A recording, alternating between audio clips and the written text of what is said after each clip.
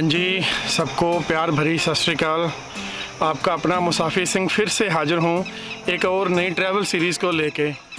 ये भी बहुत ख़ास होने वाली, क्योंकि ये दुनिया की सबसे महंगी कंट्री में से एक है कि जो ट्रैवल करने के अंदर बड़े बड़े लोगों के जिसमें पसीने छूट जाते हैं, वो सब का ड्रीम होता है कि उस कंट्री में ट्रैवल करना। शायद आप समझ ही गए होंगे, मैं बात कर रहा हूँ स्विट्ज़रलैंड की।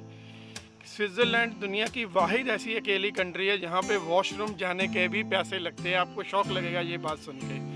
मैंने इस कंट्री में अपनी वाइफ के साथ पिछले साल 2019 में अप्रॉक्सीमेट विदाउट टिकट हमने 1.5 लाख रुपए में के अंदर ट्रैवल किया था 10 दिन के लिए। वो मेरी इस आने वाली सीरीज़ के अंदर मैं आपको बताऊंगा कैसे आप स्विट्ज़रलैंड जैसी महंगी कंट्री में 10 दिन में कैसे आप ट्रैवल कर सकते हैं ओनली 1.5 लाख रुपए में कपल। और जिन लोगों ने मेरा अभी तक चैनल सब्सक्राइब नहीं किया, पहले सब्सक्राइब करें जी, और फिर आगे हम बढ़ते हैं। पहली बात जी, स्विट्ज़रलैंड में पहुंचना कैसे। स्विट्ज़रलैंड में टोटल 2 इंटरनेशनल एयरपोर्ट हैं। एक है ज्यूरिख में, जो स्विट्ज़रलैंड की कैपिटल भी माना जाता है। दूसरा जिनेवा, जो बेसिकली यूरोपियन संघ का एक हेड ऑफिस भी वहाँ है। आपको इंडिया से जिनेवा या ज्यूरिख की फ़्लाइट अप्रॉक्सीमेट एक स्टॉप के साथ आप अगर 2 से 3 महीने पहले लेते हो, जैसे मैंने स्क्रीन पे ऊपर दिखाया है, आपको 38,000 से लेके 43,000 के अंदर रिटर्न फ़्लाइट मिल जाएगी। ये मैं ऑलवेज जब भी बात करता हूँ रिटर्न फ़्लाइट की बात करता हूँ, नॉर्मल मैं वन वे की बात नहीं करता। अगर आप वन वे लेंगे तो मेरे हिसाब से आपको 25,000 रुपये की 2 से 3 महीने पहले आप बुकिंग कर लोगे तो आसानी से मिल जाएगी। स्विट्ज़रलैंड ट्रैवल करने के लिए 2 ही वहाँ पे बेसिकली मेजर चीज़ें हैं जिसके थ्रू आप स्विट्ज़रलैंड में ट्रैवल कर सकते हो। पहली स्विस रेलवे, दूसरा है बाय रोड। बाय रोड का मैं आपको इस एपिसोड के एंड में बताऊंगा, क्योंकि बहुत बड़ा मैटर है। आप गाड़ी कैसे रेंट करनी है, क्या प्राइसेस है, क्या उसमें इंस्ट्रक्शन है। सबसे पहले जो मोस्टली इंडियन अडॉप्ट करते हैं वो होता है स्विस रेलवे पास। स्विस रेलवे पास क्या है वो आप एक स्क्रीन पे आप देख सकते हो। स्विस रेलवे पास आपको 3 दिन, 4 दिन, 8 दिन और 15 दिन का मिलता है, जो अप्रॉक्सीमेट 200 यूरो से शुरू होकर 510 यूरो तक जाता है।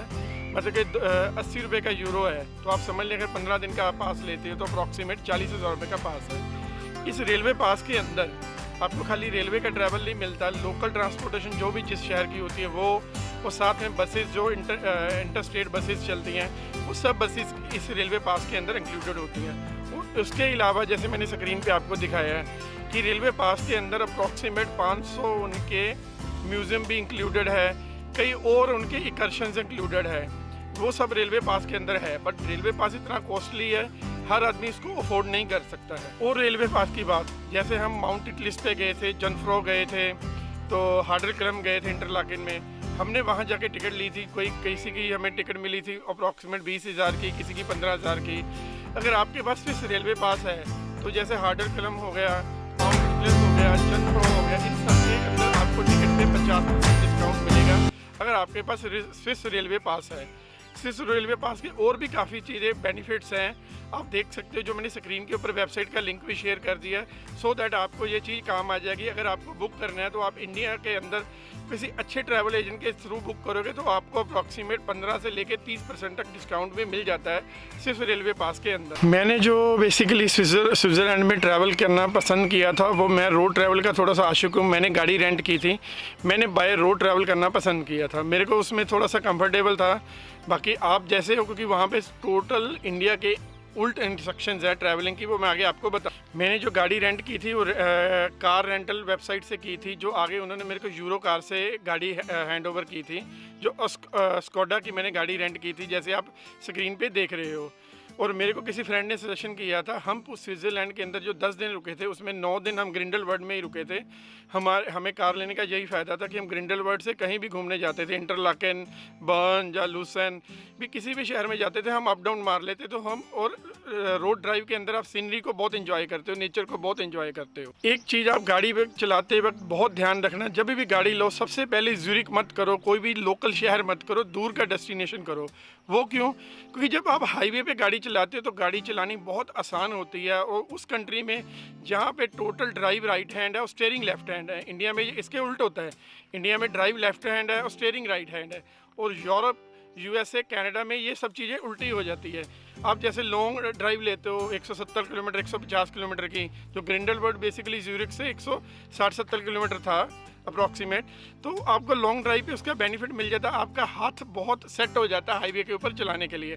सेकंड डे चाहे आप किसी सिटी में आ जाइए, देखो आप मेरे को गाड़ी चलाते देख रहे हो कि मैं इतनी स्मूथली चला रहा हूँ कि मेरे को लग नहीं रहा था मैं इंडिया से बाहर गाड़ी चला रहा हूँ। एक और चीज़, स्विट्ज़रलैंड में जब भी आप स्विट्ज़रलैंड क्या आप किसी भी कंट्री में कभी भी गाड़ी रेंट करते हो नो, तो गाड़ी की एक वीडियो जरूर बना लेना। अंदर बाहर से कोई भी स्क्रैच हो तो वो आपको एक ब्रोशर देते हैं, जो भी होता है उनका पेपर, उस पर आप नोटिस करा देना कि यहाँ पे ये स्क्रैच है। नहीं तो अदरवाइज़ जब गाड़ी आप दोगे वापस तो उस टाइम वो बहुत नौटंकी करेंगे कि ये स्क्रैच पहले नहीं था, ये कब था, ऐसा था।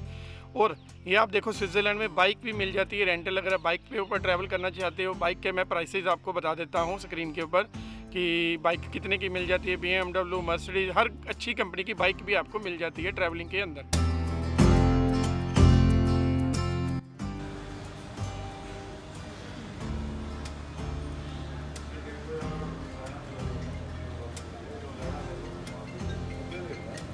यूरोप की तीजी सब तो महंगी कंट्री है।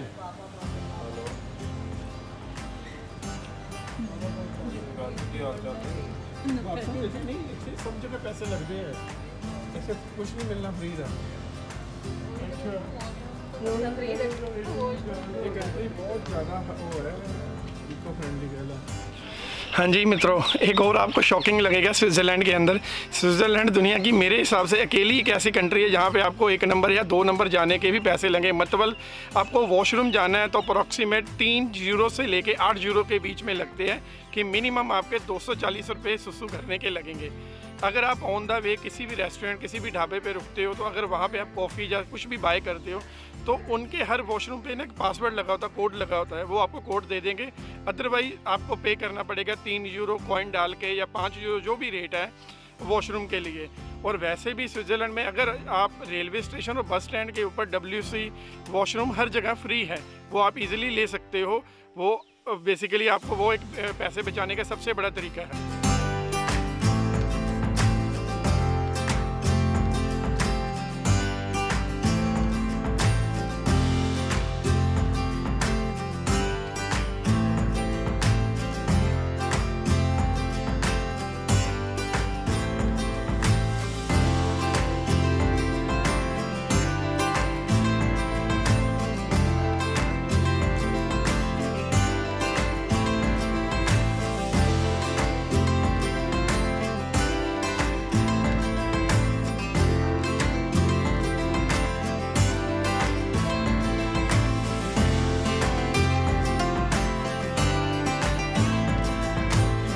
स्विट्ज़रलैंड में लोग कहते हैं कि रहना बहुत महंगा है। मेरे हिसाब से स्टे बहुत महंगा नहीं है।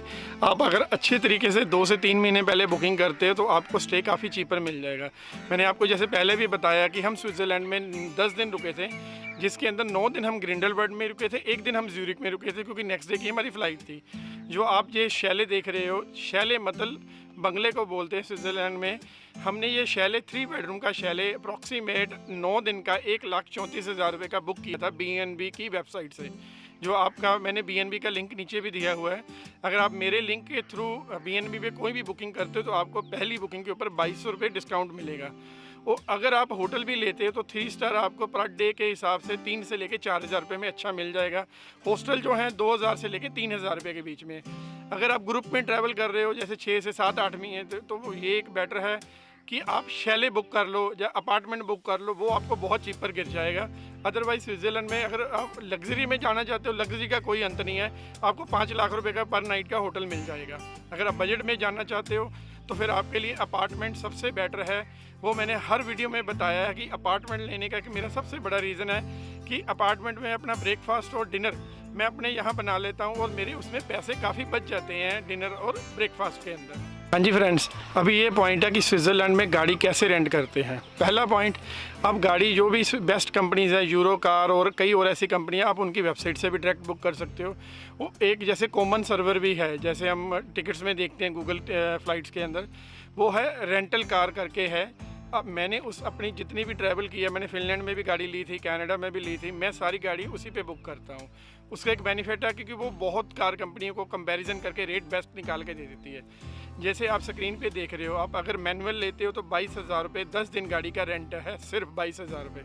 और आप देखो, आप 8 दिन का अगर ट्रैवल पास भी लेते हो रेलवे का तो अप्रॉक्सीमेट 40,000 रुपये का है।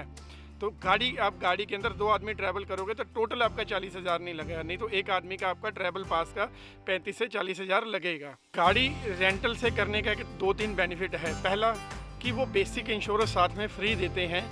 वो आपको बताता हूँ बेसिक इंश्योरेंस क्या होती है, फुल इंश्योर्ड क्या होती है। बेसिक इंश्योरेंस ये है कि आपकी गाड़ी चोरी हो जाए, एक्सीडेंट हो जाए, कुछ भी मिस हैपनिंग हो जाए, भगवान ना करे किसी के साथ हो, उसके अंदर आपसे ओनली 1,000 यूरो चार्ज करेंगे, अप्रॉक्सीमेट 80,000।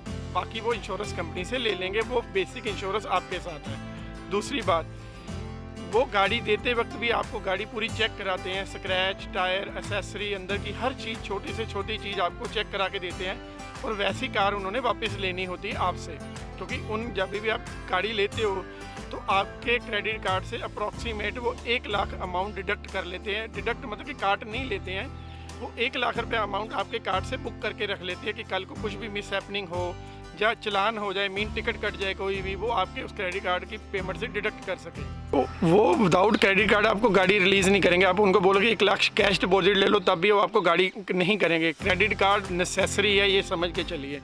दूसरी बात, स्विट्ज़रलैंड में इंडियन पासपोर्ट के अगेंस्ट आप ट्रैवल कर सकते हो, ये एक दूसरी हमें एक बेनिफिट मिल जाता है। तीसरी बात, वो गाड़ी, उनका जो पॉलिसी है वो फ्यूल फुल टू फुल है। आपको फुल गाड़ी पैक करके देंगे, फ्यूल के अंदर भी गाड़ी में पेट्रोल या डीजल पूरा होगा। आपको पूरा, जैसी गाड़ी आप यूज़ करते हो आपको वापस करने से पहले पूरा ही दोगे।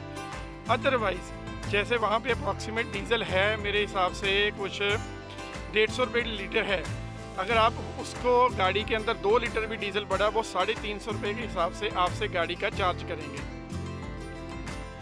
अगर गाड़ी में आपने फ्यूल नहीं डाल के दिया, अगर सपोज करो उसके अंदर 10 लीटर भी फ्यूल भी डाला, तो आपसे 350 रुपये के हिसाब से अप्रॉक्सीमेट मतलब कि डबल से भी ज़्यादा वो लोग आपसे चार्ज करते हैं फ्यूल का। तीसरी जो सबसे इम्पोर्टेंट बात, गाड़ी आप अगर यूरोप में पहली बार ट्रैवल कर रहे हो तो आप गाड़ी फुल इंश्योर्ड के साथ लीजिए। फुल इंश्योर्ड में क्या आपका ज़्यादा चार्जेस ही नहीं लगते, उसमें क्या आपको अप्रॉक्सीमेट 800 से 900 रुपये पर डे एक्स्ट्रा लगते हैं। बट उसमें क्या गाड़ी आपकी खुदा ना खासा कुछ भी हो जाए, आपकी जेब से 1 रुपया नहीं जाएगा। बेसिक इंश्योरेंस में क्या है, अगर आपकी गाड़ी के साथ कुछ भी मिस हैपनिंग हो जाता है तो आपसे 1000 यूरो लेंगे, मतलब 80,000 रुपये काटेंगे। इसलिए मैं सब फ्रेंड्स को सजेशन करूंगा कि गाड़ी फुल इंश्योर्ड के साथ लीजिए। फुल इंश्योर्ड आप ऑनलाइन मत लीजिए कार रेंटल से, आप कंपनी से जाके जो इस भी कंपनी की है उससे लीजिए। उसका भी एक रीज़न है, अगर आप कार रेंटल से फुल इंश्योर्ड लेते हो, कल को कोई भी क्लेम आता है तो आपको कार रेंटल को अप्रोच करना पड़ेगा। उसमें थोड़ी सी हरासमेंट है, ज़्यादा नहीं, बहुत लिमिटेड सी। अगर आपने उस कंपनी से ली होगी तो आपकी गाड़ी एक्सीडेंट बिटवीन हो जाती है, विद इन 1 मिनट वो नई गाड़ी आपको प्रोवाइड कर देंगे कि आपका ट्रैवल ना ख़राब हो। क्योंकि ये एक्सीडेंट हमने 3 गाड़ियाँ ली थी, हमारी एक गाड़ी का एक्सीडेंट हुआ था। विश्वास करना मेरे दोस्तों कि गाइज़ 1 मिनट के अंदर उन्होंने हमें नई गाड़ी दे दी थी कि आपकी वेकेशन ना ख़राब हो, आप एंजॉय करो, क्लेम बाद में होता रहेगा। गाड़ी जब आपको हैंड ओवर करेगी वो कार कंपनी, 2-3 चीज़ों का बहुत ध्यान रखना। जो भी एसेसरी आपको गिनाएंगे, स्टिपनी हो या कोई टूल किट हो या मेडिकल किट हो, वो आप क्रॉस एग्जामिनेशन कर लेना कि आपके पेपर पे वही चीज़ें लिखी हैं जो आपको मिल रही हैं, कोई एक्स्ट्रा तो नहीं लिख दी जो आपको मिल नहीं। दूसरी बात, मैंने आपको पहले बोला, गाड़ी की फुल एक वीडियो बनाओ, अंदर बाहर से भी कोई भी चीज़ आपके गाड़ी से वीडियो के अंदर ना छूटे। अगर गाड़ी में आपको कोई स्क्रैच नज़र आ रहा है, जो डिलीवरी चलान देंगे उसके ऊपर उसको मेंशन कराइए। तीसरी बात, यूरोप के अंदर सारी राइट हैंड ड्राइव है, उसके लिए आपको थोड़ा सा ध्यान से चलना, कोई जल्दबाजी नहीं। वहाँ एक स्लो की लाइन है, स्लो लाइन में चलना। तो इसलिए मैं आपको पहले ही बोला था कि हम दूर की लोकेशन को कवर करेंगे तो उसका हमको बेनिफिट मिल जाएगा कि हमारा हाईवे पे जाके हाथ थोड़ा सा हल्का सेट हो जाता है बिकॉज शहरों में। तीसरी बात, यूरोप के अंदर पार्किंग बहुत महंगी है, आपको हर जगह पार्किंग का ध्यान रखना कि फ्री पार्किंग है, 15 मिनट से ज़्यादा नहीं। और 15 मिनट से ज़्यादा फ्री पार्किंग में गाड़ी लगाते हो तो आपको 30 गुना वहाँ पे चालान है। एक चीज़ और बात, जैसे आप हाईवे पे ट्रैवल कर रहे हो, आपका जहाँ भी आपको कोई पहाड़ अच्छा लगा या कोई दरिया अच्छा लगा, आप वहाँ पे रुक के पिक्चरें लेने लग जाओगे, ये गलती मत करना। वहाँ पे हर जगह स्टॉप दिए हैं, ओनली वही स्टॉप पे रोकना, अदरवाइज़ आपको टिकट आ जाएगी, वो आपके चालान में कट जाएगी। दूसरी सबसे इम्पोर्टेंट चीज़ जो यूरोप के अंदर बड़ी डेंजरस है, जो मेरे से गलती होते होते बची, ज़ेब्रा क्रॉसिंग के ऊपर अगर कोई आदमी फुटपाथ पे भी खड़ा है तो आप ज़ेब्रा क्रॉसिंग गाड़ी मत लेके जाना। जब तक वो पूरा ज़ेब्रा क्रॉस नहीं कर लेता, वो फुटपाथ के ऊपर नहीं चढ़ जाता, तब तक आप गाड़ी नहीं क्रॉस करना। ज़ेब्रा क्रॉसिंग के ऊपर वहाँ पे 3000 यूरो की टिकट है मेरे भाई, 2,40,000 रुपये का चालान है। इन चीज़ों का बहुत ध्यान रखना यूरोप के अंदर। और मेरे को पता, आप थोड़ा सा ध्यान रखोगे आपका 60 से 70 हज़ार रुपया बच जाएगा स्विट्ज़रलैंड में। और रोड ट्रिप में जो एंजॉयमेंट है ना, वो आप ट्रेन में नहीं कर पाओगे। मैं रियलिटी में इसी की गारंटी करता हूँ, मैंने रोड ट्रिप किया है और मेरे मन की तमन्ना है कि मेरे को जब भी दोबारा भगवान मौका देगा तो मैं 1 महीने के लिए रोड ट्रिप पे जाऊँगा स्विट्ज़रलैंड के अंदर। ये आज इस पहले एपिसोड में मेरे हिसाब से मैंने काफ़ी नॉलेज आप लोगों के साथ शेयर कर दी। दूसरे एपिसोड में फिर आपको पूरे स्विट्ज़रलैंड की सैर कराते हैं। प्लीज़ मेरे चैनल को सब्सक्राइब कीजिए, लोगों के साथ शेयर कीजिए। आपके कमेंट्स, आपका सब्सक्राइब ही मेरे को विल पावर देंगे, मेरे को हौसला मिलेगा आगे ट्रैवल करने का जी। वाहिगुरु आप सबको खुश रखे। Thank you ji, bye bye, take care.